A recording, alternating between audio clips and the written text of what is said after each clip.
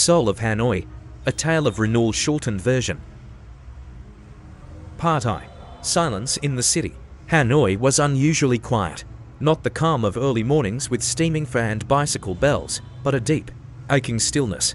The pandemic had passed, but the city hadn't yet found its voice again. Shops were shuttered. Street music faded. The vibrant life of the old quarter felt paused, like a lantern whose flame had gone out. But deep within this silence, something subtle had begun, not a revolution, but a rebirth. Part 2. Bomai and the Flowers. For 30 years, Bomai sold flowers on Hang Lien Si Street. After the lockdown, few people stopped to buy. Her stall felt lonelier each day. Then, one morning, she gave a bouquet away to a young woman crying near Hon Kim Lake. The next day, marigolds to a street cleaner.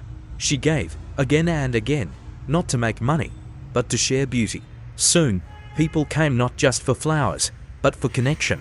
Children brought her drawings. A teenager built her a small sign, Mai's Garden, flowers for the soul.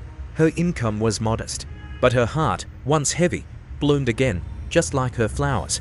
Part 3. Music in the Alley. Key, once a famed guitarist, hadn't played since the opera house closed. His guitar gathered dust, like his forgotten dreams. One evening, he picked it up again. He played not for applause, but for memory. A child clapped. A neighbor left a note. Please play again. Your music helps my father sleep. So he played, in the alley, under laundry lines and rusting balconies. His melodies wove through Hanoi's silence. When the opera house reopened, they invited him back, but he declined. I play for the city now, he said. That's enough. Part 4. The Painted Wall. Near Hanjuan Market, a group of students found a long, dull wall. They decided to turn it into something bright. They painted bowls of bun shank, grandmothers selling fruit, children flying kites. Locals watched, smiled, and slowly shared stories.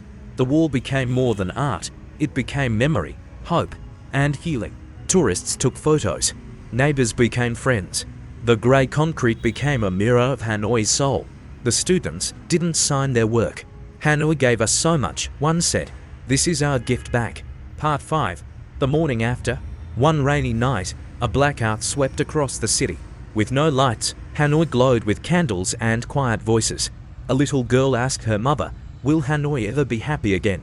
Her mother pointed to the alley where music had played, to the wall now full of color, to the flower stall still standing in the rain. She smiled.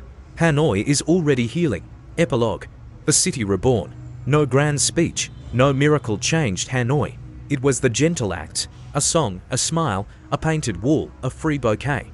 Ordinary people sharing hope, rebuilding what was broken, slowly but surely. The soul of Hanoi had never truly left.